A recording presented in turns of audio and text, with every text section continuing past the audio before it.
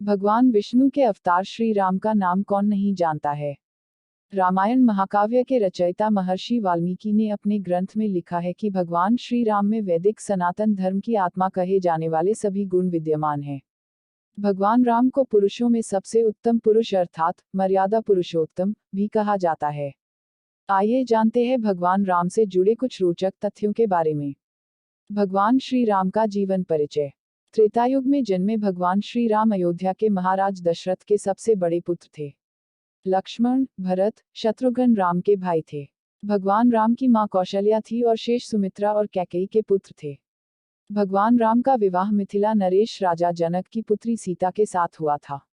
लक्ष्मण की पत्नी उर्मिला, शत्रुघ्न की पत्नी श्रुतकीर्ति और भरत की पत्नी मांडवी थी। विवाह के पश्चात भगवान राम को राजा दशरथ ने रानी कैकेयी के कहने पर 14 वर्ष के लिए वनवास पर भेज दिया था, क्योंकि एक वचन के अनुसार कैकेयी राजा दशरथ से कुछ भी मांग सकती थी। तो रानी कैकेयी ने दासी मंदोदरी के उकसाने पर भरत को अयोध्या का राजा बनाने और राम को वनवास देने की इच्छा जताई और पिता की आज्ञा का पालन करके भगवान राम सीता और लक्ष्मण के साथ वन की ओर चले गए। भगवान श्री राम का महत्व।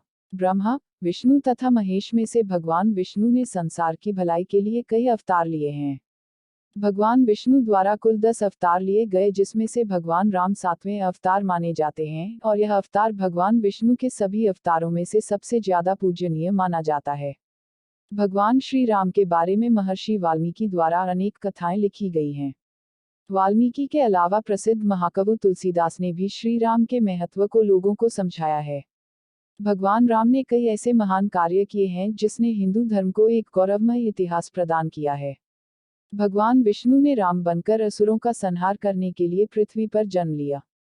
भगवान श्री राम ने मात्र घटाव पितृ भक्ति के चलते अपने पिता राजा दशरथ के एक आदेश पर 14 वर्ष तक वनवास काटा। नैतिकता, वीरता, कर्तव्यपरायणता के जो उदाहरण भगवान राम ने प्रस्तुत किए वह बाद में मानव जीवन के लिए मार्गदर्शक बन गए। एक कुशल और प्रजा हितकारी राजा थे राम।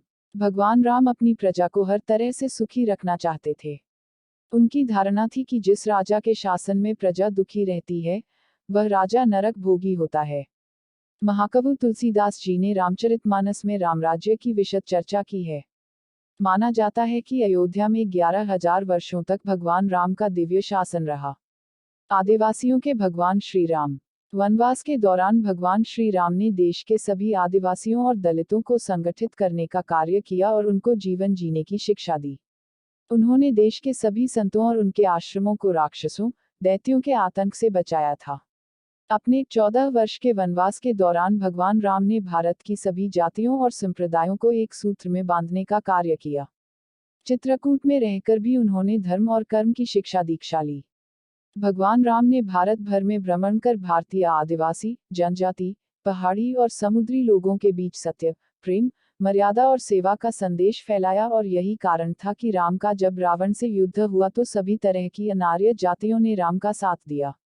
भगवान राम की वापसी। भगवान श्री राम कहते हैं कि पृथ्वी लोक एक ऐसा लोक है जहां जो भी आता है उसे एक दिन वापस लौटना ही होता है। ठीक इसी तरह श्री राम भी अपना मानवीय रूप त्याग कर अपने वास्तविक स्वरूप विष्णु का रूप धारण कर बैकुंठ धाम की ओर चले गए। भगवान राम के बारे में सुने अनसुने 10 किस्से। 1. वनवास के समय भगवान राम 25 साल के थे।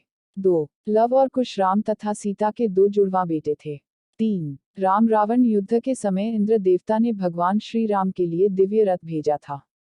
4. जब राम 25 वर्ष के थे तब उन्हें वनवास मिला।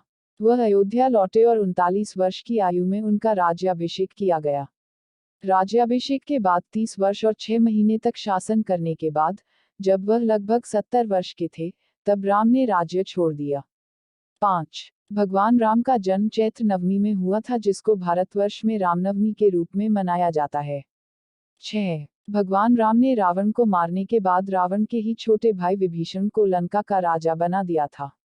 7. गौतम ऋषि ने अपनी पत्नी अहिल्या को पत्थर बनने का श्राप दिया था और इस श्राप से भगवान राम ने ही उन्हें मुक्ति दिलाई थी। 8. अरण्य नाम के एक राजा ने रावण को श्राप दिया था कि मेरे वंश से उत्पन्न युवक तेरी मृत्यु का कारण बनेगा, और भगवान राम इन्हीं के वंश में जन्मे थे। 9. माता सीता को रावण की कैद से आजाद कराने के लिए रास्ते में पड़े समुद्र को पार करने के लिए भगवान राम ने एकादशी का व्रत किया था। 10. वनवास वापसी के बाद भगवान राम के अयोध्या वापसी की खुशी में अयोध्यावासियों ने दीप जलाए थे, तब से दिवाली का त्योहार मनाया जाता है। नोटर इस आलेख के तथ्य विविध स्रोतों पर आधारित हैं। भगवान राम और रामायण के बारे में ज्यादा जानकारी के लिए रामायण व रामकथा के जानकार व विद्वान से जानकारी लेना बेहतर होगा। हम आशा करते हैं कि आपको यह वीडियो पसंद आई होगी। वीडियो को लाइक एंड शेयर करके चैनल को सब्सक्राइब कर लीजिए। वीडियो को पूरा देखने के लिए आपका बहुत बहुत धन्यवाद।